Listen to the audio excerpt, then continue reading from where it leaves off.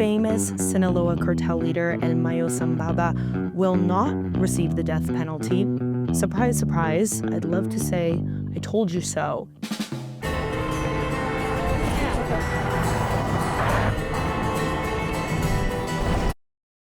So thank you so much for tuning in to Borderland Dispatches, an Ironclad original with yours truly, Katarina Schultz. All right, let's get into it. And we're going to run it all the way back to last summer, July 25th. El Mayo Zambada, Ismael El Mayo Zambada ended up at a private airfield near El Paso, Texas. He was reportedly lured and betrayed by Joaquin Guzmán López, the son of El Chapo Guzman. And he is now facing 17 federal charges, including drug trafficking, money laundering, arms trafficking, kidnapping, murder conspiracy, along with so much more. Now, this is spanning New York and federal jurisdictions. Essentially, his crimes affected Americans, period. All right, this pretty much goes for most of these major kingpins, which is why they're able to get extradited to the U.S. Or, I mean, and Mayo was not extradited. Okay, he was kidnapped. And those major capos that were sent on a plane to the U.S. also, they didn't go through the typical extradition process that Mexico and the U.S. has an agreement with, which is why there was this rhetoric that, oh my God, all these guys are going to get the death penalty, because that extradition agreement between the two countries prevents any of these criminals from facing the death penalty. That paperwork wasn't filed. That's not how it went down. Yet these guys still somehow, I mean, I know how, got out of the death penalty. So this week, the U.S. Department of Justice, the Eastern District of New York, notified Judge Brian Cogan that Attorney General Pam Bondi ordered not to seek the death penalty against Zambada. Now, his defense attorney, Frank Perez, who had been exploring options since at least January of this year, and we saw so much go on in January, because not only, okay, Trump was inaugurated, these guys were declared FTOs. Almost 30 major capos were sent to the U.S. You have these major captures. I mean, this year since last summer has been crazy. I've had so much work. All right, so basically, the defense attorney welcomed the decision as an important step toward a resolution. As we've seen over the course of El Mayo being, in U.S. custody, he's written letters, he's pushed for certain things. He's been pretty vocal about his treatment, that he's unhappy, that he was kidnapped. I can only imagine that El Mayo has been, I think he's in a cell. I was going to say he's been in his cell just pissed off. I don't know if he's actually in a cell. So prosecutors and the defense attorney reportedly engaged in plea deal discussions in the wintertime. Totally checks out. Sort of discussing removal of capital risk, which strengthens incentives for a guilty plea in exchange for reduced sentencing, and likely in exchange for sharing some information, which we're going to get into, because I really truly believe that this is the bottom line of all of these decisions here.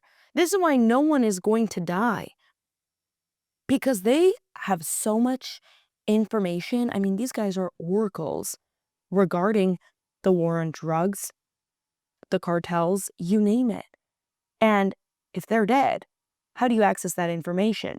But if you give them the opportunity to stay alive, imagine what they can share. I'd love to talk to them. Just putting that out there.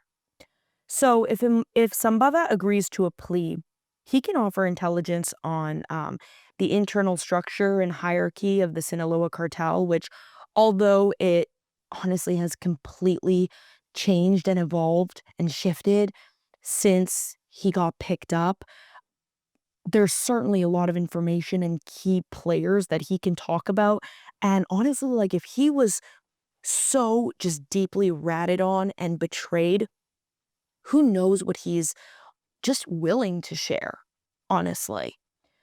Um, he can also obviously talk about fentanyl smuggling routes into the US.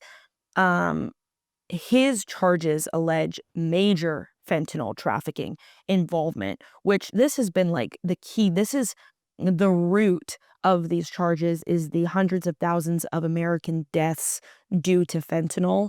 And this is an individual who is responsible for so much of that fentanyl trafficking that if he spills the beans on how this is getting into the US, the major routes, also any authority figures that perhaps were or are on the cartel's payroll, that's a golden ticket. Really is. Can also probably discuss connections with former leadership figures, blood feuds, betrayals. I mean, the order to murder his own nephew. There's so much lore here. Honestly, it's like a movie. I keep saying this in almost every single dispatch because even I get surprised. I also think that a big one is going to be spilling the beans on network ties across Mexico, US, logistics, and financial operations. I think that when we talk about cracking down hard on the cartels, what we really focus on, and what I think the focus should certainly be on, are the financial pipelines. And Zambada has all of that key information, particularly when it comes to politicians, whether that be in Mexico or the US, using US financial institutions as this nefarious financial pipeline. Okay? Now, let's talk about Rafael Caro Quintero, because this is another individual who people were like, he's going to get the lethal injection. You thought wrong. Again, could have said I told you so. So he was the co-founder of the Guadalajara cartel, which honestly paved the way for for the cartel landscape that we see today. This was the torchbearer of cartels. He was also wanted in the killing of DEA agent Enrique Kiki Camarena. Everybody knows this story. Okay, and I've written about this on my Substack. He was murdered in 1985.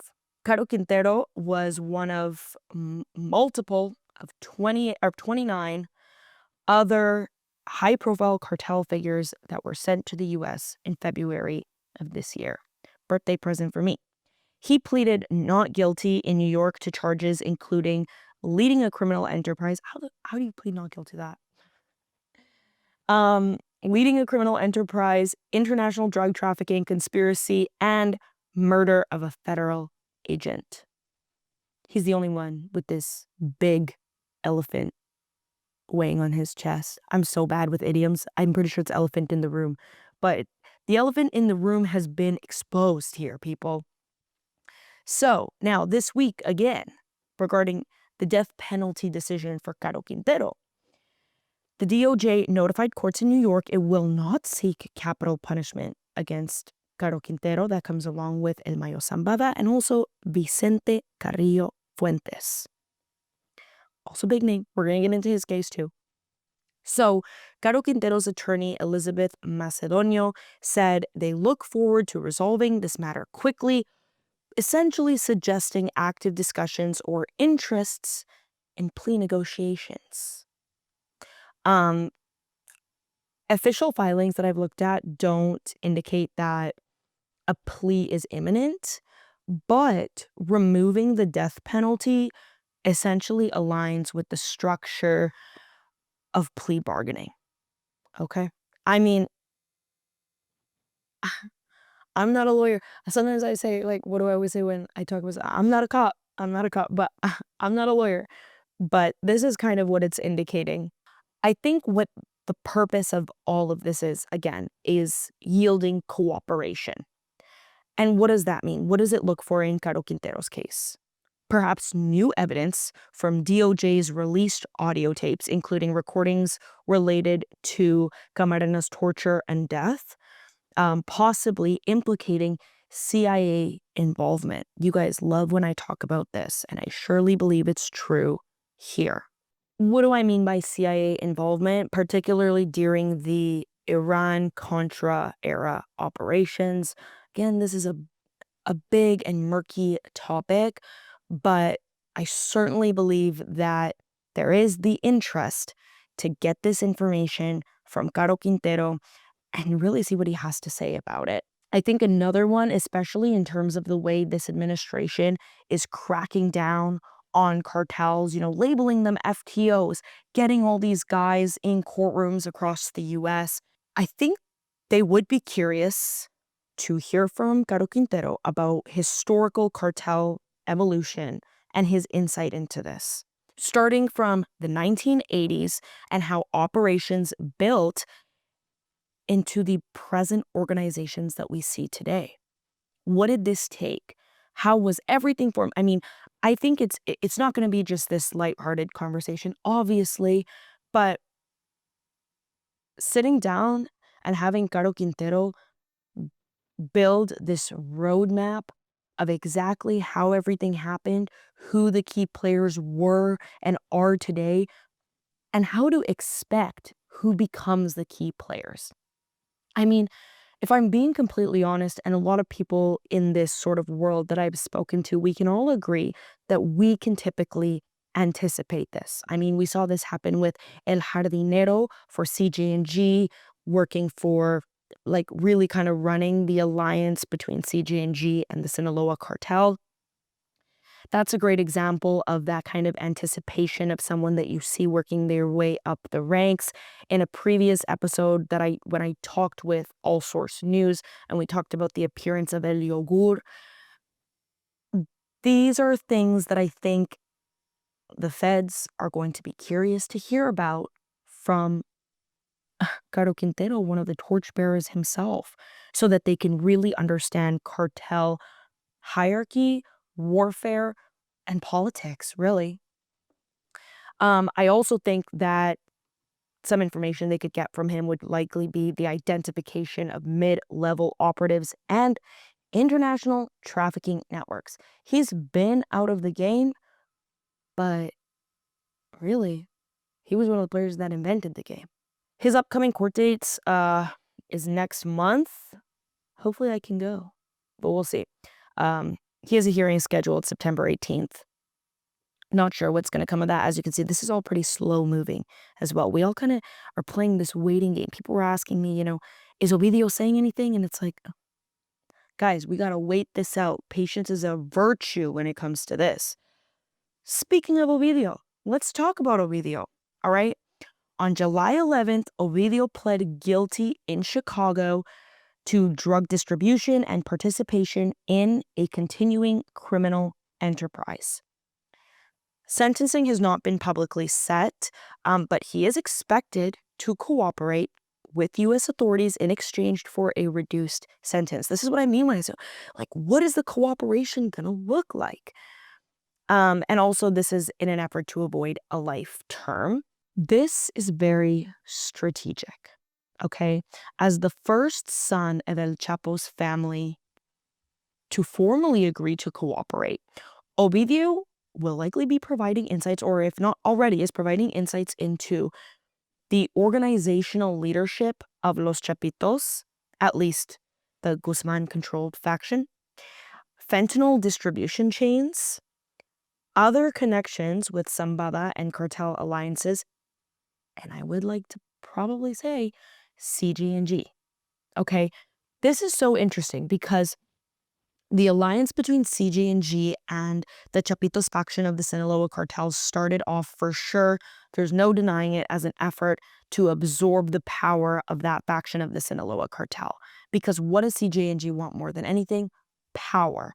They have unmatched power, and this was a way to further that. Now, you've got someone cooperating with U.S. vets who likely has been privy to a lot of information regarding the Jalisco cartel. And I'm sure that a lot of that information will come out. I mean, I'm not saying that El Mencho is sweating or anything. I mean, To be honest, I don't think that it would actually run that deep, but who knows? Who knows? I could be wrong with that. I haven't given it enough thought. What are the implications for future defendants, okay? Joaquin Guzman López, another son of El Chapo, is reportedly in negotiations to follow Ovidio's lead and avoid capital punishment. His case is still active in Chicago. We will see where that goes. Now let's get into Vicente Carrillo Fuentes. All right, another torchbearer here, El Viceroy of the Juarez Cartel. He was the former leader of the Juarez Cartel, brother of Amado Carrillo Fuentes, and he was sentenced to 28 years in Mexico, but was sent to the U.S. early this year, along with all of these other big guys, to face charges in New York for violent cartel activity. The DOJ similarly declined to pursue the death penalty in his case as part of the same group filing that we saw this week. His lawyer, Kenneth Montgomery, expressed gratitude and agreement with the decision, and further details on plea talks are undisclosed, but likely aligned with that broader DOJ strategy to gain as much information as possible. Also, I would just like to say, I am convinced that these major capos who were locked up in Mexico and got sent to the United States certainly still had deep ties with all of the criminal shit that's going on in Mexico, all of the cartel stuff, okay, just to make the umbrella as broad as possible. And so, although there may be some people who say, well, these guys aren't going to be privy to modern information, to what's going on right now in the cartel landscape, I beg to differ. I think they know a lot. And clearly, so does the DOJ. Basically, nobody's getting the death penalty here. Major capos. And I feel like this kind of sets a precedent. I mean, it is setting a precedent. Now, Attorney General Bondi's directive to forgo capital punishment for these defendants, despite prior assertions by President Donald Trump about seeking death for these major traffickers, kind of suggests a pragmatic leverage for plea agreements over these politicized headline prosecutions, okay? And I think a lot of people believe that they were going to get the death penalty just because of how vocal President Donald Trump was. But I think when it really came down to it, that was him signaling just how hard they're going to crack down on these guys. And then in the end, forego this and really get what they think is most important, which is as much information as possible. The Mexican government has supported this decision, obviously, because it breaks their extradition treaty anyways. So they have their support, if that even matters at this point. Only 2 cartel figures among the 29 that were transferred from Mexico into the U.S., Jose Rodolfo Villarreal, I can't even fucking say that. Only 2 cartel figures among the 29 that were transferred from Mexico to the U.S. early this year, Jose Rodolfo Villarreal Hernandez and Andrew Clark, Canadian, remain candidates for the death penalty. All others, including the ones that we talked about, have been essentially spared from capital risk. And I think in a future podcast episode, I'm going to talk about Andrew Clark. I think it's time to talk about a major Canadian player down in Mexico who's super violent and running a lot of the drug game. Let me know if you guys are interested in that. I know you guys are going to tell me yes. Let's talk about that previous Olympic champ and his ex-sidekick, Andrew Clark. Anyways, what can we expect? What can we expect, people? That's what we like to look into the future. These plea agreements are likely forthcoming now, all right? Particularly for Zambada and Caro Quintero. This is very obvious given the strategic removal of the death penalty. I think we're going to see cooperation materials, including DOJ evidence such as Caro Quintero's audio tapes and insider testimony, which could deepen enforcement actions and prosecutions within Mexico-U.S. trafficking networks. We'll see how that goes, but it's quite likely. Anyways, a lot of this is pending and we have a lot of hearings coming up. I always tell you guys, I'll make sure to keep you in the loop because it's constantly changing. And also, these decisions that are happening in the US with these guys are affecting the nature of the criminal landscape in Mexico. We're going to try to go through all of that and also hope for the best because I don't want to see more collateral damage than we've already seen. Thank you guys so much for tuning into this episode of Borderland Dispatches with Katarina Schultz. Please be sure to like, subscribe, rate the podcast, share it, and as always, see you next time.